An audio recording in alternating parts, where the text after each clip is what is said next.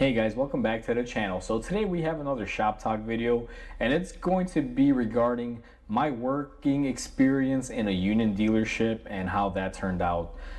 Before we go ahead and begin, if you guys haven't subscribed to the channel, hit the subscribe button down below and definitely smash that like button because it helps the channel out. And with that said, let's go ahead and get started on today's topic. Recently, I made a video that I was talking about a union shop versus non-union, and I kind of went over some points to help you guys out if you guys are unfamiliar with how those types of shops operate or what a union is and what it does. Now, with that said, in there I did hint that I worked at the union dealership and that it didn't quite work out as great for me, and I'm here to talk about that experience. So this started off, I want to say it was at least about 10 years ago. I started working at a dealership. It was a union shop. I worked there in total for about 9 months because I just, like I said, we'll get into it, but 9 months was the total time that I worked there, just to give you guys a reference point. So I got hired. I did my 30-day probationary period. Got into the union, and I started off as a semi-skilled. Now at this dealership, the semi-skilled technicians were basically the loop techs, and they did everything regarding the semi-skilled structure. This place had no loop techs whatsoever, so we were basically glorified loop techs, to say the least. And we were paid hourly. We had all of our union benefits, and there was about 3 semi-skills there, with me included. So it was me and 2 other guys. Now, one guy had been there for years and he was comfortable. He did not want to move up. He just wanted to stay at the semi-skill level. He was perfectly fine with that. I believe he was in his 50s, close to retirement. He used to be I guess you can say, a heavy-duty diesel mechanic, and he just worked there. He just loved the, regular, slow-paced, non-headache environment. So he was not in line to be moved up. And there was another guy in front of me. He was around my age. He had been there about a year or 2 prior to me, and he was next in line to get moved up, and then I was going to be the second one. And eventually they would move us up and hire people. And there was a little bit of a weird twist here. So I worked there for a couple months in, and according to what I believe is that the management started noticing that I was a little bit more advanced than what they would consider to be a semi-skilled, and they thought they could capitalize on that. So what wound up happening was I was doing my semi-skilled work for about 3 months. The guy that was in line to be moved up to apprenticeship prior to me, because he was there previously, and the way it works with the union is if you've been there for a few years and someone gets hired, you have the first opportunity to move up, and then they pretty much fill your shoes if they're able to, and vice versa. And this guy, apparently management didn't want him to move up even though he was next in line, and they wanted me to basically move on up. But they had a little bit of a tactic with it. They wanted me to move up and do more work because they saw I was a little bit more advanced than he was, and I could take on jobs. My comeback rate was pretty much non-existent. I don't even think I really had that many comebacks. If I did have a comeback, it would be something really minimal, like, forgot to pop a panel back on like completely, and maybe it was a little bit crooked or something minuscule, not really a lack of bad work ethic, just something that you can overlook very easily. Those of you that are techs can pretty much know what I'm talking about here. So regardless of that fact, what they did was, instead of moving me up to an apprenticeship, they told me like, hey, we're gonna move you and make you the used car guy. Now, here's the thing. A used car guy in a dealership gets to work on anything and everything that gets traded in, or, whatever is a non, dealership car. Now, the dealership that I worked for was a Subaru dealership. So basically any car that was a trade-in that was a non-Subaru, I'd get to work on it, and even the Subaru cars I would work on. So I kind of had a leverage on both sides. The biggest takeaway and the nice thing about this was that I was no longer under a service advisor. I would basically just work under the used car manager, which at this dealership, he was a really nice and chill guy, which I knew. We had a good rapport with each other because, like I said, leading up to me being moved into this position, I was doing other odds and ends for him, and I guess he picked me out and talked to my service manager and said, can I just have this guy do that? But the problem is that you can't really keep me at a semi-skilled level, which is the level that I was at, and do used cars, because you would have to basically book your hours, and there was some clause or something in there that required me to be moved up to a journeyman position, which was my ultimate goal. That's where I wanted to be. I wanted to make my $35-$40 per book hour, and still retain my benefits, and just pile on the hours like everyone else. That was my ultimate goal. and that is where I wanted to be. So what wound up happening was they pushed me through. I became the used car guy, and I did this for a couple months. Now, semi-skill level, you're allowed to do brake jobs and small, minor things. Obviously, you shouldn't be pulling out engines, transmissions, doing electrical or any of that heavy-duty stuff. And for the first couple months, I did it. I was okay at a semi-skill level because that's basically all I was doing was like oil changes and brakes. And I actually enjoyed it because I no longer had an advisor, rushing me on stuff. All these cars were dealership owned. I had time. Sometimes I would have 3 weeks or 2 weeks to get a car ready for the sales floor because before it would even go out on there, they'd have to detail it, they'd have to do mechanical on it, they'd have to get it inspected, vice versa. So there was always some time to play with. I could pretty much work at my own pace and I absolutely loved it. So the first couple months I didn't mind it, and like I said, it was just easy stuff. Oil changes, brakes, minute things, minor suspension components, things of that nature. And as a couple months progressed, I noticed that the used car manager was starting to sell even the more rougher cars, and they all needed a little bit more work. And I started doing things like pulling out transmissions, having to replace clutches, and more major jobs and things of that nature. And that is when I went up to my boss, which was my service director, and I told him like, "Hey, listen, I'm doing more advanced jobs. It's out of my semi-skill level. I think you guys need to move me up to a journeyman so I can book these hours and get all my benefits and be treated fairly." And he said, "Oh, well, we'll think about it." And I didn't really like his response. I gave it a week and kind of touched on the subject again with him, and kind of the same excuse, just kind of brushed me off. Like, yeah, if I feel like it, I'll do it.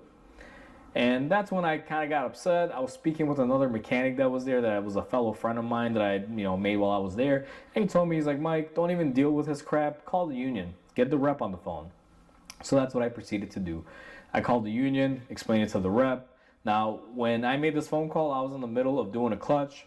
Transmission was out of the car. I was in the middle of the bay over there, and I was clearly working on it. I called the rep, and he's like, "I'll be out there." I believe it was the next day or the day after that. Now, I didn't have any parts for this particular car that I was doing the clutch on because it was, I believe, a Lexus, and they were waiting for the parts to come in, so it was just hanging out on my rack. I was working out of my other lift because we had 2 lifts per tech at this dealership. And I'm working, the rep shows up. I saw him walking through the back. He spoke with our foreman, wanted to know who I was. He came up to me and he's like, "Hey, Mike, I'm so-and-so, I'm your rep. Can you explain to me what's going on?" And I just told him, "Look, behind you, it's pretty clear. I'm transitioned to the used car tech. I'm clearly a semi-skill, and look at what they're having me do." I'm like, "This isn't fair because this is technically a 10-hour job," or whatever it was. I'm not exactly sure. Maybe I'm a little bit over-exaggerating it. But I'm like, I should be getting paid, my journeyman rate with every hour that I book. I'm like, instead I'm getting paid like $12 or $15 an hour, whatever I was getting paid at the time, per hour. So I'm like, if I spend all day on this, I'm getting cheated out of money. And he's like, okay. He's like, your sounds about right. He's like, "Let me go talk to the manager." Now, my stall was pretty close to where the manager's office was, and he had a window looking at the back shop that was always open. And I'm looking through the door where there's a window, and I see the rep going in there to my service director, just gives him a nice handshake. They're like doing this to one another, kind of like they're buddy, and they know each other. They're laughing, they're smiling, hands are flailing. I'm like, okay, great. These guys are buddy. That's obviously probably not going to be good for me. But again, I thought the union would come in there and have some power and be like, "Hey, this is wrong. We caught you in the act. Look at what your guys doing." And they're going to fix everything for me and get everything situated. Well, that wasn't the case. So after they talked it out for about what felt like an hour, they came back out to my stall, the manager and the union rep. And, they're both kind of standing over me, and I already kind of didn't like where it was going because, when I first talked to the rep, he seemed very friendly and very much on my side. And when he came back, it was kind of like, well, like trying to exert some authority over me. And he comes up to me, and the manager's there. They're both standing there. He says, "So, Mike, when they gave you this job, did you ever opt to just say no to it?" I'm like, "What do you mean?" They're like, "Well, if you knew you shouldn't be doing it, why didn't you just say no to it?" And I was like, "Well, if I say no, I'm out of a job technically." I'm like, "Then I'd be calling you because I'd be, booted out or something of that nature." And, "Well, not necessarily the case. You could have easily said no, and you don't have to take on work that's out of your classification." And I'm like, where does that leave me? Because if I say no to half of the jobs that are not in my classification as a used car guy, where does that put me? And it was just a whole blunder, guys. What they were basically telling me was that you have the option to say no. If you know you're not supposed to be doing it, say no and you won't have to do it. But at the end of the day, who's going to do it? It's going to fall back on me and I'm going to get in trouble. I'm going to find or they're going to find an exit strategy for me because obviously I'm not working with them. And I just told them right then and there, I'm like, listen, I'm like, I just want to be moved up and get paid fairly. And the rep's like, well, it's at their discretion. We're going to have to open up a case and do this and do that, giving me a runaround. And then he's like, but for the time being, you have the option to say no. And they were both saying, I'm like, so you're telling me I have the option to say no to not work on this thing? They're like, absolutely right. They both said it. And they were right there. I was like, okay, cool. So I looked at my service director. I was like, I am not working on it. And I told the rep, you told me I could stop, so therefore that is not my problem. Now keep in mind the car's torn apart.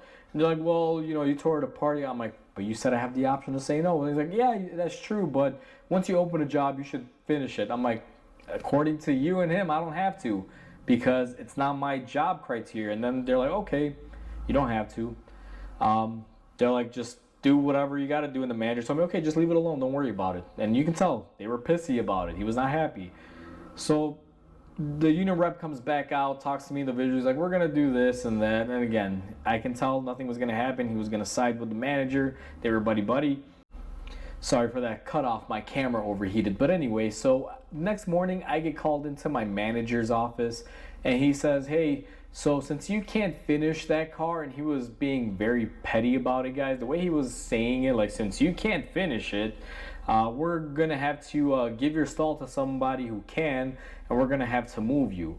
Now, there was a part of the shop, it was literally right by the entry door. It was a very hard turn to get into and probably the worst place in the shop to work out of. And what we basically used it as was just to store chemicals and equipment and stuff. And it was one of those parts of the shop that even though it had a lift there, it was just, the middle of the lift was filled with a bunch of crap. And the manager said, that's going to be your new work area. And I was like, well, that area is filled up with all that stuff. They're like, we're going to, have them clean it out. And I was like, okay, like whatever, so this is my retaliation. Now I get to work in the hardest part of the shop. And the reason why this stall area sucked, guys, is one, it only offered one lift. And right next to it was a flat stall area that was shared by common, shop items. Like the welder was there, the torch. So it kind of consumed up a little bit of space. Your work area was a little bit limited. And the issue with that was that I had a toolbox, and where my toolbox should go was pretty much covered up by all these shop tools that, the whole shop used. But I told myself, you know what, whatever. I'm going to deal with it because I was hoping the union would, come back eventually and like fix this issue. So they clean out the area. I work out of the stall for a couple months. I tried dealing with my union rep, explained to him the situation of what's going on, and they said, you know what, we can't do nothing about it. It's not like he made you work outside. You're still in the building. Just because you don't prefer to work on that particular stall is not really a violation or anything. I was like, yeah, you're right, whatever. So 2 months goes by. And I can just feel it, guys. It was hostile. He didn't like me. He didn't want me there. I got the feeling that my time was running out eventually. But what wound up happening was that after 2 months of nothing, and the union pretty much brushed it off, I found myself in a similar position where he came up to me. He's like, "Hey, you got to do this car." I'm like, "No, it's out of my classification." I'm like, "No, it's not. You need to do this car." And my manager came up to me with the tone. He's like, "I'm not asking you. I'm telling you." And right then and there, that statement, I was like, yeah, you can ask me to do whatever you want. Doesn't mean I'm going to do it. I'm like, it's out of my classification. I'm going to call the union on it. He's like, go ahead and call him. He's like, it'll get handled either way. And right then and there at that point, guys, I mean, you got to know when to cut bait and run. And I was just like, you know what? I don't want to do this anymore. I just kind of came to the realization, like, I've been stuck in the crappy corner. My manager is looking for every, opportunity to make my life more, I guess you can say crappy or more hostile while I'm working here. I'm like, my time here is over. There's no point. What am I going to do? So at that point in time, after he walked away and kind of just threw the repair order on my box, like, no, you're going to do this. I just go out to him, like, you know what, man? I'm like, you can do that car. I quit. I'm done. I'm packing my crap. I'm going home. And that was the end of that.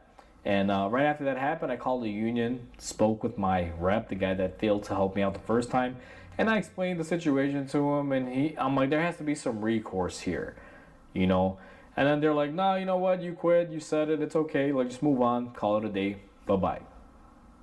And that was probably like the worst response I could have ever gotten. So the union that's there to take care of me just told me, hey, you quit. It's okay. You solved your problem. Bye.